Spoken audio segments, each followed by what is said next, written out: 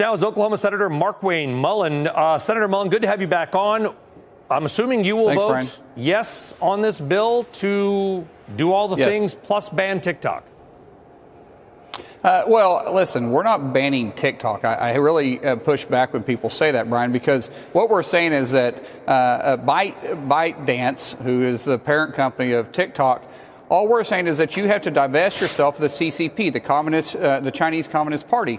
You can still keep the platform, you can still move forward, but the Chinese Communist Party is using the algorithm which they developed for ByteDance, for TikTok, and the servers that they use to be able to push out their propaganda. Why would we give a communist party, who is arguably our largest adversary, a platform to access impressionable people across the United States? I mean, just look at the misinformation they put out when we first started talking about this, Brian. They started saying that people could be arrested and put in jail for 20 years, that we're trying to outright ban it altogether. That was never the truth. All we're saying is that if they're going to do business in the United States, they can't be partners with the Chinese Communist Party. That's simple. That's fair point in that TikTok, even if, quote, banned, and I'm doing the air quotes, Senator, may live on in a new form. We also know that the algorithm is TikTok in many ways. They will never, to your point, surrender that algorithm, because we're going to find out what they know about, like, American children, right? And everybody's family life and where they go and what they wear. So TikTok, that's exactly what China wants. Yeah, of course they do. Can I put a live microphone and camera in everybody's home? Thanks. But if you rip out the algorithm, would we still have a TikTok, right? Well, there's other platforms that have algorithm. Facebook has an algorithm. Instagram has an algorithm. X has an algorithm. True Social has an algorithm. It's not the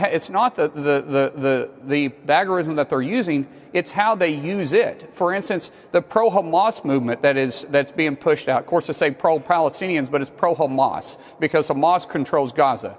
If you're putting out this pro-Hamas movement, there is another platform that's pushing that out, like TikTok. Why is TikTok doing that? Because Iran is an ally of China, and Iran is the backer of Hamas. All you have to do is follow it, and you'll understand where the misinformation is coming from. China is trying to draw dissent inside the American people, and they do that through the algorithm because the access they had through TikTok.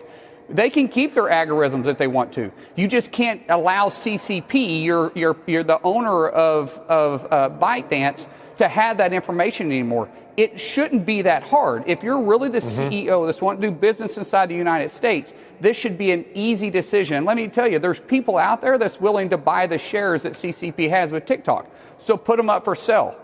If you want to keep your business open, do that. Or are you being controlled by the CCP and they're not willing to let you sell? Well, I would say that's probably the accurate movement there. Well, Senator, speaking of stock, back in January, you disclosed that you did buy shares of Meta. That's, of course, you just mentioned Facebook, TikTok's main competitor. Stock's done very well. Congrats. Do you worry about the optics of voting on this legislation, but also owning Meta, which is going to benefit if TikTok indeed is either gone away or changed?